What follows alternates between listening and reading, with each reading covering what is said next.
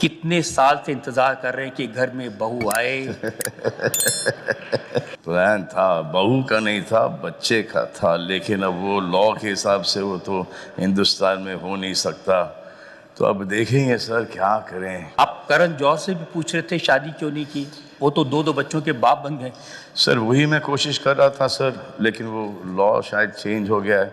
जितने भी मेडिकल जरिए हैं बच्चे पैदा करने के, मिसाल के तौर पे in vitro fertilization, test tube baby, जितने भी तरीके हैं उसमें दो टाइप के तरीके, एक होता है होमोजीनियस, एक होता है हेट्रोजीनियस। होमोजीनियस मतलब कि जो ओवम है, बैदा है, वो होता है बीवी का, और स्पर्म है, मनी है शोहर का, इसे कहते हैं होमोजीनियस। हेट्रोजीनियस में क्या होता है, आप स्पर्म लेते स्पर्म बैंक में से, इसके अंदर जो शोहर नहीं है उसकी मनी लेते, तो ये हराम है। तो अगर कोई भी मेडिकल साइंस का तरीका है लेकिन वो होमोजीनियस है, अगर बैदा है बीवी का, ओवम है बीवी का, और अगर सीमेन, अगर मनी है शोहर की, तो जायज़ है। लेकिन अगर स्पर्म बैंक में से आप लेते हैं, दूसरे कोई आदमी का लेते हैं, ये हराम है। तो जितने भी मेडिकल तरीके हैं, अगर होमोजीनियस है इसमें कोई एतराज़ नहीं है, हेट्रोजीनियस है तो हराम है। What is the position in Quran on child adoption? एक मुस्लिम चाइल्ड अडॉप्ट कर सकता है क्या? भाई साहब ने सवाल किया है कि इस्लाम में चाइल्ड अडॉप्शन जायज़ है क्या नहीं, कि इस्लाम में एक चाइल्ड को अडॉप्ट किया जा सकता है कि नहीं। अगर कोई मुसलमान अनाथ बच्चे को लेना चाहता है और उसको बाप का प्यार, माँ का प्यार देना चाहता है, बेशक ये अलाउड है। तो इस्लाम में अनाथ बच्चे को घर देना, माँ का प्यार, बाप का प्यार देना बिल्कुल अच्छी बात है और इसको एनकरेज किया है। लेकिन लीगल एडॉप्शन अलाउड नहीं है। लीगल एडॉप्शन का मतलब जिस तरीके से मैंने कहा कि माँ का प्यार दे सकते हैं, बाप का प्यार दे सकते हैं, लेकिन अगर नाम देगा तो झूठ हो जाएगा। तो इसी तरीके से आप कोई अनाथ को बाप का प्यार देते, बेशक जायज़ है, अच्छी बात है, एनकरेज किया गया है। माँ का प्यार दीजिए, घर में लाओ, लेकिन उसको लीगल नाम नहीं दे सकते। क्यों? क्योंकि इससे कई मसाइल आ सकते हैं। मिसाल के तौर पे अक्सर लोग जब यतीम बच्चे को गोद लेते हैं, एक आम वजह है क्योंकि उनके पास कोई बच्चा नहीं है। जब कोई यतीम बच्चे को गोद लेते हैं, हो सकता है कि चंद साल बाद वो कपल, वो जोड़े को कोई बच्चा पैदा होता है, तो फिर प्रॉब्लम हो सकता है। और उसके अलावा अगर कोई शख्स एक लड़के को गोद लेता है, तब लड़का बड़ा होता है, बालिग होता है, 18 साल 20 साल का, क्योंकि वो उसका जनावा बेटा नहीं है, इस्लाम में हिजाब है।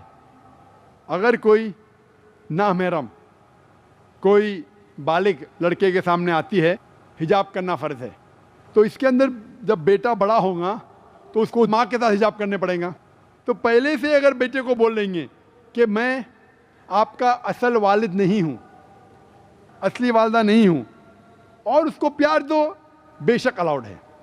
लेकिन लीगल अडॉप्शन में और कई प्रॉब्लम हो सकते हैं। मिसाल के तौर पे जब एक इंसान मरता है, उसके मरने के बाद उसकी जायदाद, उसकी विरासत का बंटवारा होता है, और बंटवारा में क्राइटेरिया दिया गया कुरान में। कुरान मजीद में लिखा गया सूरह निसा में सूरह नंबर 4 आयत नंबर 11 और 12 में किस तरीके से जायदाद, किस तरीके से विरासत का बंटवारा होता है। और उसमें लिखा है कि अगर एक इंसान, एक आदमी मरता है, उसकी कोई भी औलाद नहीं है, तो उसके बीवी को मिलता है 1/4 हिस्सा।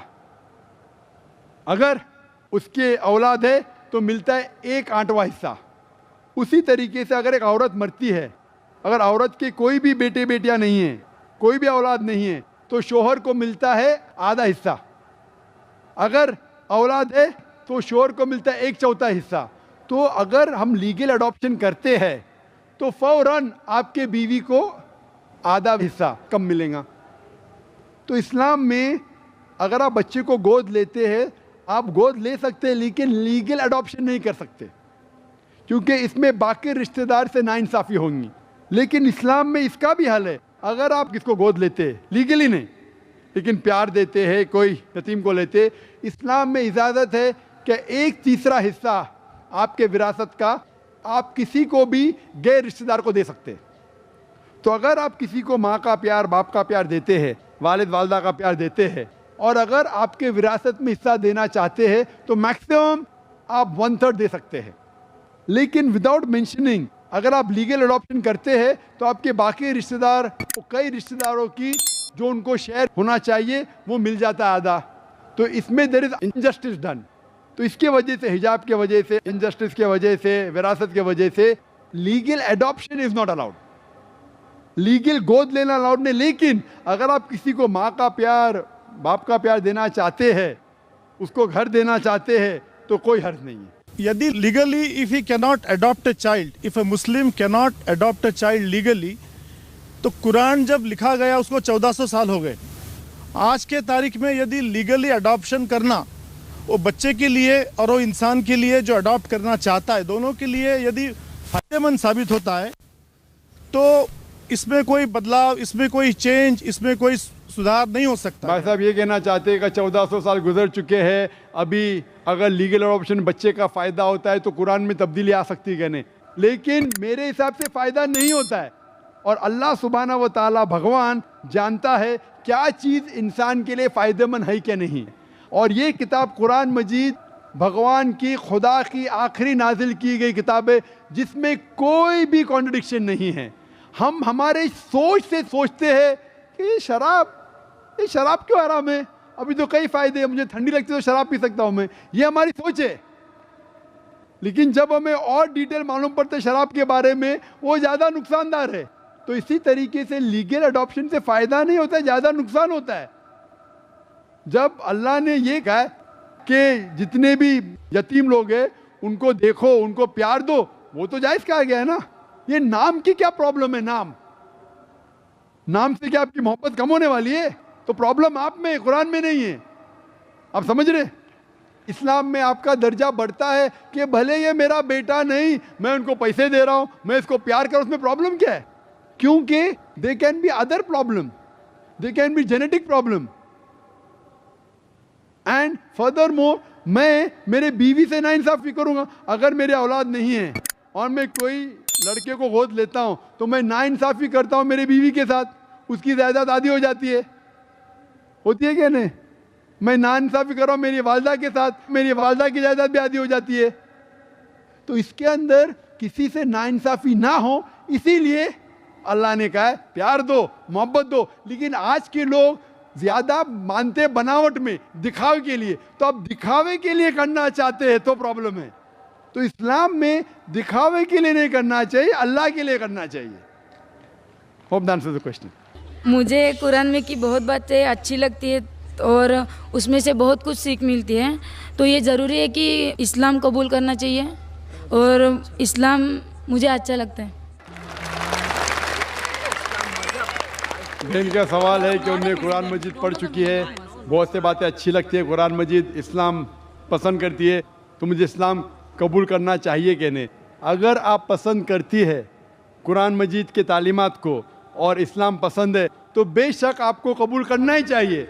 अगर पसंद नहीं करती तो नहीं करना चाहिए। अगर पसंद करते कबूल करना ही चाहिए, तो ही आप अमली तौर के ऊपर, सही तौर के ऊपर इस्लाम से मोहब्बत कर सकते।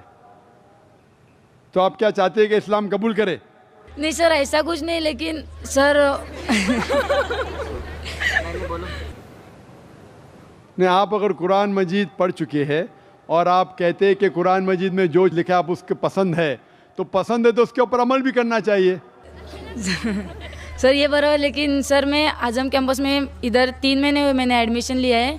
तो फ्रेंड सर्कल में सब मेरे फ्रेंड सर्कल है, तो बहुत सारे मोमेडियन फ्रेंड्स हैं मेरे। तो ऐसा कुछ नहीं, पहले तो नहीं थी, लेकिन बहुत कुछ सीखने को मिलता है। इधर आने के बाद मुझे बहुत कुछ सीखने को मिला और उसके बाद सर अच्छा लगा और बहुत कुछ लाइफ में सर कुछ बहुत सीख मिलती है इससे, तो अच्छा लगता है कुरान मुझे। आप अगर आपके बहुत से फ्रेंड मुसलमान हैं, सही लफ्ज़ मुसलमान है, मोहम्मदन सही लफ्ज़ नहीं है, मुसलमान सही लफ्ज़ है। Sorry sir. अगर आप आजम कैंपस में आ चुके हैं, एडमिशन ले चुके हैं, आपके बहुत से सहेलियाँ अगर मुसलमान हैं, आपको अच्छा लगता है कि जो मुसलमान में चीज़ अच्छे है, तो इस्लाम में कोई भी ज़बरदस्ती नहीं है। इस्लाम में कोई भी किसी को मुसलमान ज़बरदस्ती बना ही नहीं सकता, यह हराम है। ला इकराह फिद्दीन, दीन में कोई कंपल्शन नहीं है। अगर आप इस्लाम कबूल नहीं करेंगे तो कोई भी आपको आज़म कैंपस के बाहर नहीं निकालेगा। जनाब पीए इनामदार साहब भी इधर है, वो ये नहीं कहते कि आप इस्लाम कबूल नहीं करेंगे तो आज़म कैंपस के बाहर निकालेंगे। और इस कैंपस में माशाअल्लाह बहुत से गैर मुसलमान भी पढ़ रहे हैं। लेकिन अगर आपको समझ में आता है कि ये मज़हब सही मज़हब है और आप अपने पुराने किताब पढ़ते हैं, हिंदू मज़हब की किताब पढ़ते हैं, और आपके हिंदू मज़हब की किताब में लिखा हुआ है कि आखिरी पैगंबर, आखिरी अवतार जो आने वाला है वो मोहम्मद सल्लल्लाहु अलैहि वसल्लम है, और आपको इल्म हो जाता है कि ये पैगाम कुरान में मौजूद है और अल्लाह के आखिरी रसूल के हदीस में मौजूद है, तो आप अगर आपने पुराने किताब वेद पे अमल करना चाहती है और आपको पता लग गया है कि ये पैगाम सही है, तो आपको इस पैगाम को कबूल करना चाहिए। अगर आपको वक्त चाहिए, वक्त लीजिए, 1 दिन लीजिए, 2 दिन लीजिए, वो भाई को 2 दिन चाहिए, 2 महीना लीजिए, बट जब आपको इत्मीनान हो जाएगा कि ये मज़हब सही है, ये तरीका जीने का सही है, तो आपको इसको कबूल करना पड़ेगा। तो ही असली तौर पे लोग को पता चलेगा कि आप इस किताब और इस दीन से मोहब्बत करते हैं। Hope that answers the question. बिस्मिल्लाहिर्रहमानिर्रहीम। अस्सलामु अलैकुम दोस्तों, मैं उम्मीद करता हूँ कि तमाम अहबाब खैरियत से होंगे और ईमान और सेहत वाली ज़िंदगी से मुस्तफ़ीज़ हो रहे होंगे। अल्लाह ताला तमाम मुसलमानों को सेहत और आफ़ियत वाली और ईमान और इस्लाम वाली ज़िंदगी अता फ़रमाए। दोस्तों, उम्मीद करता हूँ कि आपको हमारी वीडियो पसंद आई होगी। बहुत ही खूबसूरत वीडियो थी। मैं कोशिश करूँगा कि ऐसी ही खूबसूरत वीडियोज़ लेकर आपके लिए हाज़िर होता रहूँ।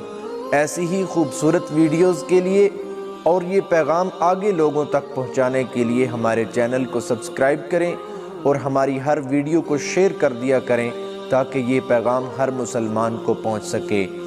तो उम्मीद करता हूँ आपको हमारी वीडियो पसंद आई होगी। आपसे दोबारा एक नई वीडियो के साथ मुलाकात होगी।